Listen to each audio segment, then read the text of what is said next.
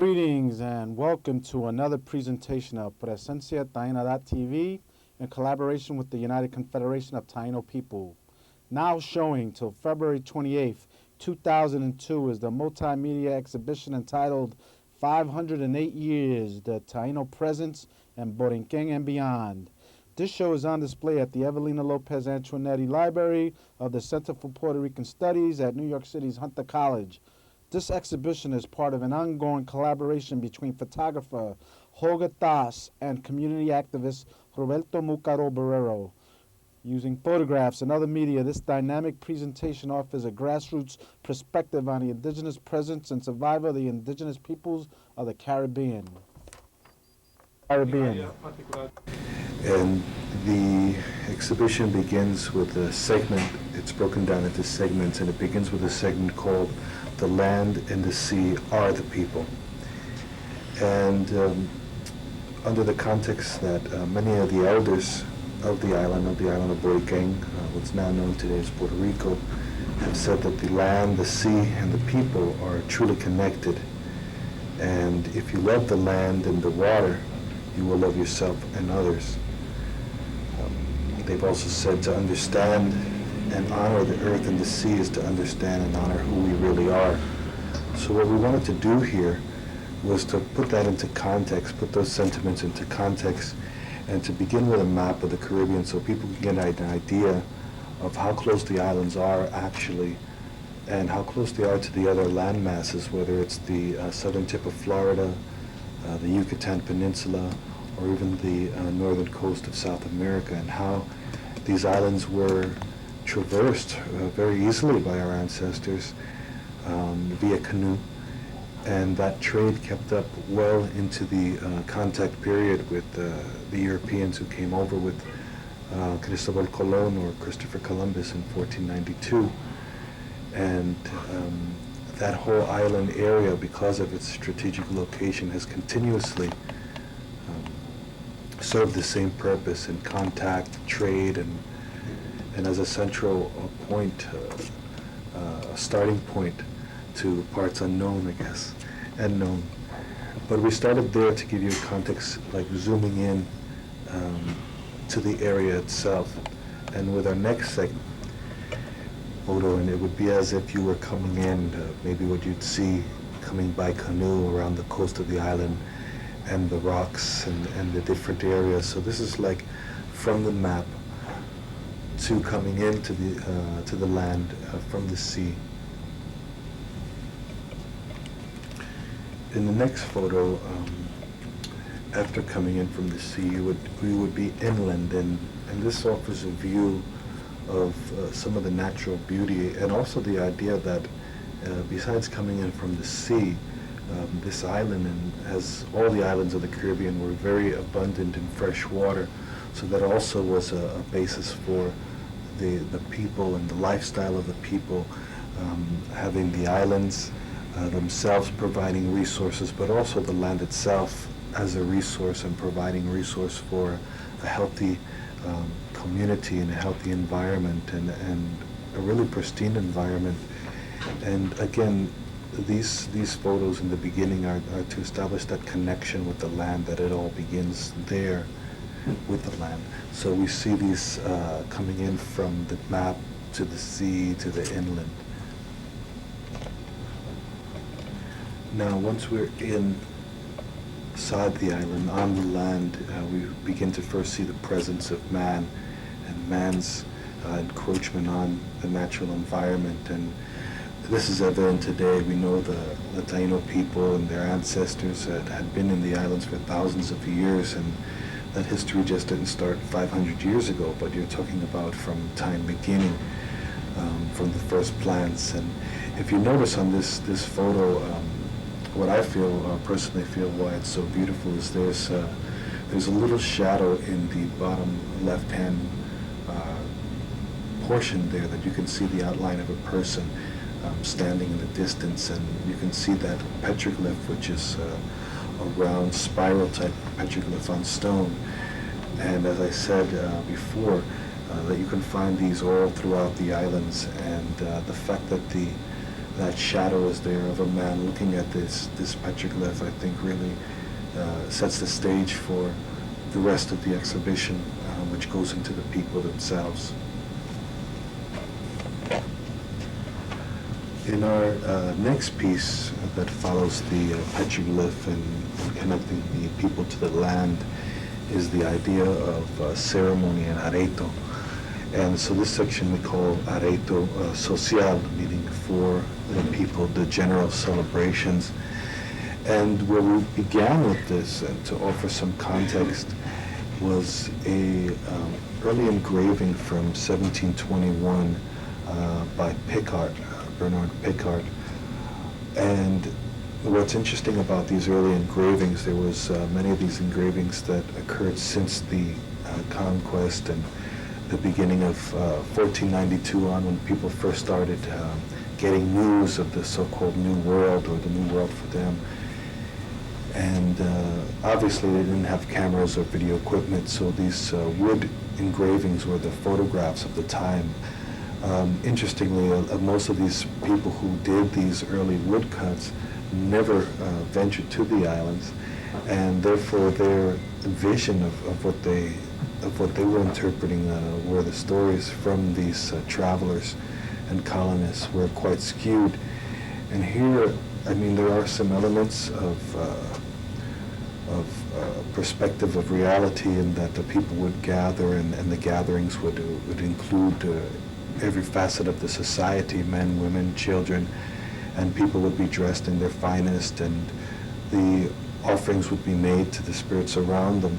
But if you look very closely on these particular woodcuts, you can see the racism that was prevalent at that time, and the religious intolerance, or the lack of understanding or wanting to understand any other form of understanding or honoring the universe. And you can look inside this hut that's depicted here and see various demons, very, very European-oriented in their form and their style, and multi-headed demons, tridents, devils with tridents, and this again emphasizes the fact that the devil was brought over with Columbus in the Bible in 1492, and the people obviously did not think of themselves or their culture in this way.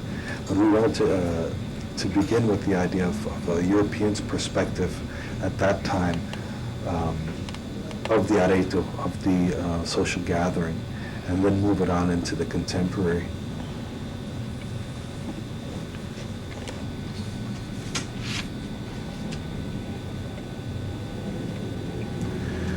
The next three pieces that follow that early woodcut engraving show various people that were involved in the Festival Indígena de Jayuya, and that's the National Indigenous Festival in a town of Jayuya, and this has been going on for about 30 years, and basically it's I guess the mission of the festival itself is supposed to be an honoring of the indigenous past, but again, what's interesting is that it keeps it the whole idea of indigenous and the people locked in the time frame of that moment of contact in 1492. So generally, the exhibit is really just a way for artisans to promote their goods, and also acknowledge that portion of the national heritage. But it's not a Taino festival per se, because it's not Taino run, although there are Taino descendants and Taino people participating throughout the conference. And if you see a photo in the middle there,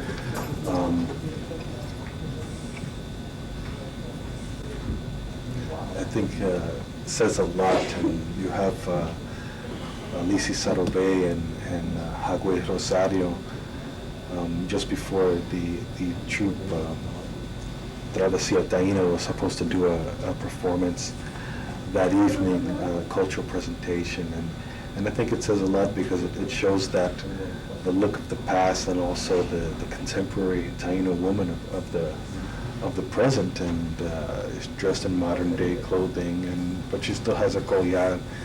And I think that photo says a lot for what we're trying to say as Taino people of today, as contemporary people, and showing that linkage to the past, but also being who we are, and that we're part of the society, and we have the right to express ourselves and such.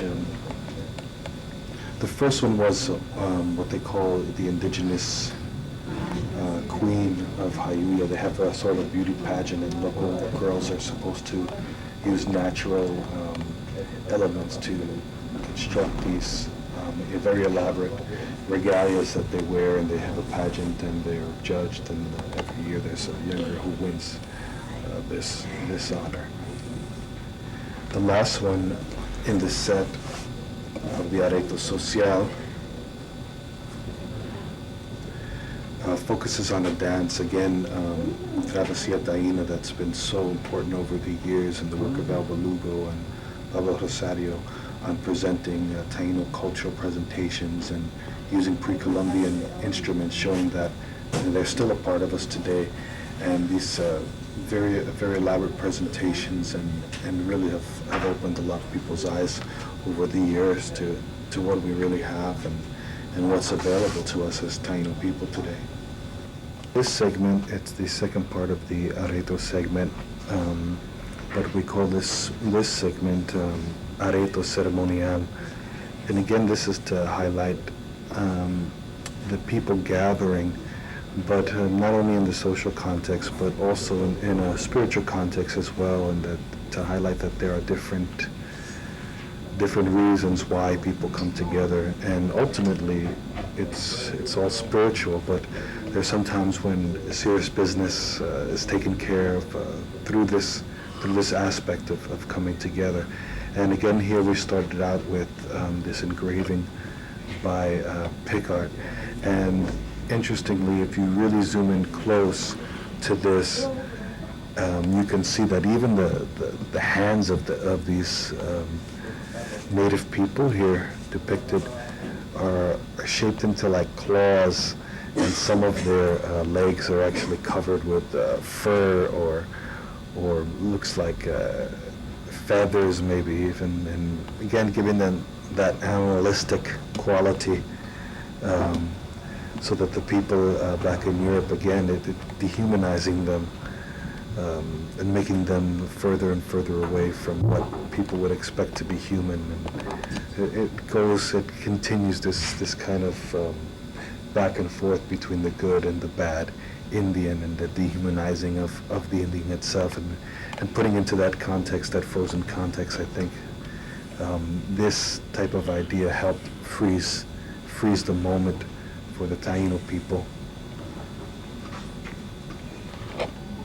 Right after the Picard engraving, we wanted again to focus on the reality of the people today, and despite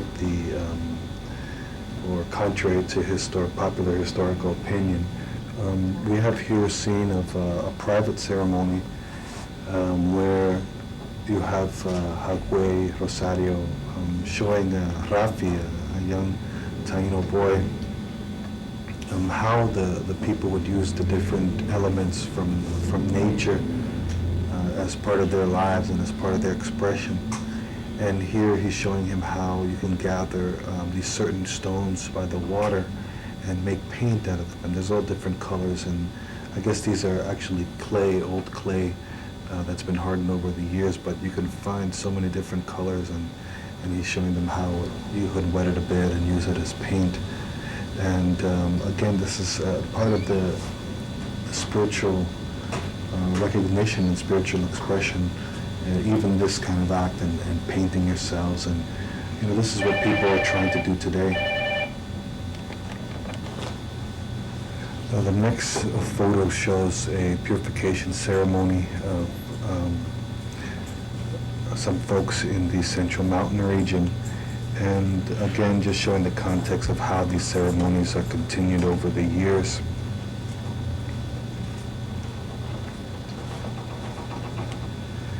In the center you have the patient, or El Belugo, she's getting a cleansing, And what she's doing is actually sitting on top of a little waterfall, and they put these herbs and wash these herbs, and it's like a spiritual bath. And these, all your negative forces or what's ailing you is supposed to go down the river and out to sea eventually and dissipate. But there's many spiritual practices that people have attributed to other cultures that are actually indigenous based, and there's been many studies about this up until this point to speak about this. And even with the studies and the academic acknowledgement or lack of acknowledgement, this things still go on is the main point, and people do these things, and whether people want to accept them or not, they're still part of the culture and they're part of who we are. The last segment of the exhibition is titled The Noble Savage. And again, we wanted to begin with this sort of European stylized depiction of the indigenous people in the Caribbean, in particular Taino people. And this one is by J. Bry and is circa 1800. And I mean, it's a nice print, but again, a little stylized, that kind of posing image, that very Euro perspective for documentation at the time. But the idea of the noble savage, and again that good Indian, bad Indian theme continues to permeate the discussion, and from there we wanted to move on to who were these quote-unquote noble savages, but actually show some of the people who are living today, living the lifestyle, living in the rural areas. In this photo, which comes right after the bride print, shows a family in the central mountain region of the island of Boriquén. These are members of the Chéveres family. On the left, you have Alice. In the middle is her mother, Doña Marín Chéveres, and her brother, Toño. And these are just some of the members of a very large clan who've become very famous over the years for their role in promoting Taino culture. And they actually have a workshop on their land, and they make pottery, and in the same style, in the pre-Columbian style, meaning they roll coils of clay which is gathered by rivers, and they add sand to that and roll the coils into producing some beautiful pottery. And we actually have some of those pieces on exhibit. And this family was also featured in a film called Raíces Indígenas, or the indigenous roots, that appeared on national television in Puerto Rico. And these are members of that family. This is Carmen Santos, and she lives in the Maricao area, in the town of Maricao, which is on the western side of the island. And also her family is very known around those parts, and everybody calls her La India, and her family is noted for their heritage. And they've been featured recently. They have a festival in Maricao, an indigenous and crafts festival, where her family has been honored as being this very strong indigenous heritage in that area.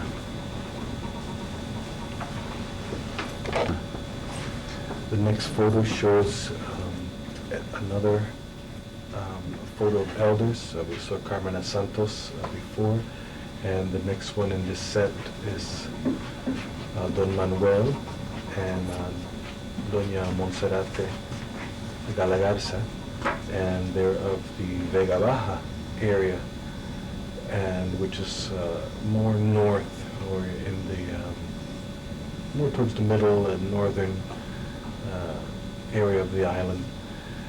And these folks are known around their area as healers and spiritual people, and they've counseled many people over the years, and they know about the herbal medicines and how to apply those medicines, and these things, of course, are part of the oral tradition that's passed down.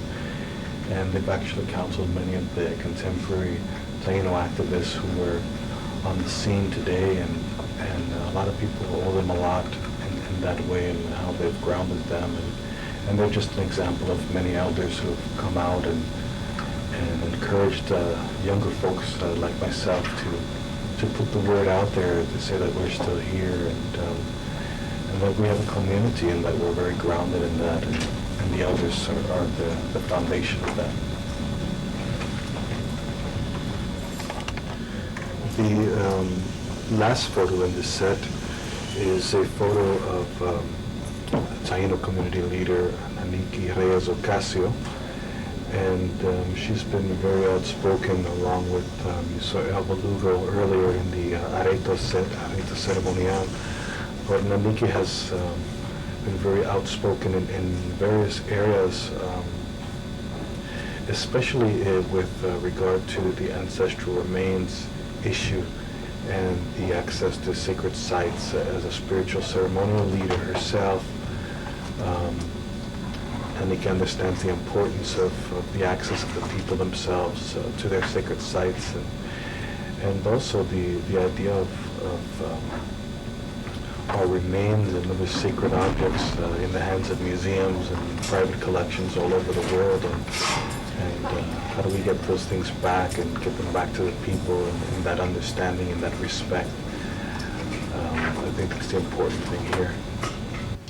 This program has been brought to you by the United Confederation of Taino People, and along with the photographic essay presented by Holger, there's also a arts component to this presentation. During the exhibition, there was numerous works presented by artists Roger Hernandez, Melanio Gonzalez, and also Gino Rosario and Miguel Guzman, along with this beautiful pottery work that was done by the Chavez family, Alicia and Toño, and the wonderful mother, Doña Viga. And this is to emphasize the purpose of the show, and that is that, contrary to popular historical opinion, which has promoted the myth of extinction, many families in Borinquen and throughout the Caribbean, as well as in the diaspora, maintain an oral tradition that affirms their identity as native peoples. This artwork is a manifestation of this cultural ancestral legacy, which is still very much pervasive. And these are some of the images and crafts that are accomplished. Here we have a semi of Yucahu, Bagua Maricoti. Here's an Altaverra petroglyph. Here's a ceramic piece of Aguabana. This is Melanio's semi-representation. Here we have a photograph of Tainos in regalia. It's a beautiful pottery work. This whole exhibition is being featured at the Hunter College 68th Street campus, third floor library at the Evelina Antoinetti Gallery, hosted by the Center for Puerto Rican Studies at Hunter College. It's also being presented by the Latin American and Latino Studies Department of the City College of New York. For more information concerning exhibition hours, you may contact the archivist of El Centro, Mr. Pedro Juan Hernandez. His phone number is area code 212-772-5151. Again, this is the gallery named after Evelina Antoinetti, housed on the third floor of the Hunter College East Building. Soy Pedro Juan Hernández, soy el archivista del Centro de Estudios Puertorriqueños. El Centro de Estudios Puertorriqueños es una institución que fue fundada en la década de los 70 a raíz del movimiento de estudiantes puertorriqueños y latinos, pidiendo la creación de centros que ayudaran a entender la realidad de las comunidades latinas. El centro está alojado en el Hunter College, pero sirve a toda la comunidad de la ciudad de la Universidad de Nueva York, y es una institución que sirve a la comunidad puertorriqueña también. La misión del centro es una doble misión. Una es crear y hacer investigación sobre la realidad de los puertorriqueños aquí en Estados Unidos, y en el área particular de la biblioteca y los archivos es la preservación y conservación de todo aquello que es relativo a la historia de los puertorriqueños aquí en Estados Unidos y en Puerto Rico. En los archivos tenemos una colección extensa que se comenzó comenzamos la labor de documentar la experiencia de los puertorriqueños aquí en los Estados Unidos en la década de los 80, y hoy en día tenemos una de las colecciones más vastas en términos de documentos sobre los puertorriqueños aquí en los Estados Unidos. Que para nosotros en el Centro de Estudios Puertorriqueños es motivo de orgullo el tener la oportunidad de presentar esta excelente exhibición de imágenes sobre la experiencia de la recreación de la experiencia de los taínos en Puerto Rico. El tema de los taínos es uno de los temas que los puertorriqueños que vienen a visitarnos constantemente están en búsqueda de conocer más, y en ese sentido la colección le abre la oportunidad a la gente de ver personas que se asemejan a los taínos, recreando parte de las vivencias de la cultura taína en el área del Caribe. Así que en ese sentido la reacción de las personas que han venido ha sido bien positiva en términos de ver que aún hay grupos que tienen gran interés en la cultura taína y están haciendo una labor de divulgar parte de esa experiencia para las generaciones modernas. Básicamente la labor del centro surge de fondos públicos, pero en el proceso de coleccionar, de documentar la experiencia de los puertorriqueños, hay muchas formas en que la comunidad puede ayudar a mantener este recurso vivo, y no solo a mantenerlo vivo, sino a enriquecerlo.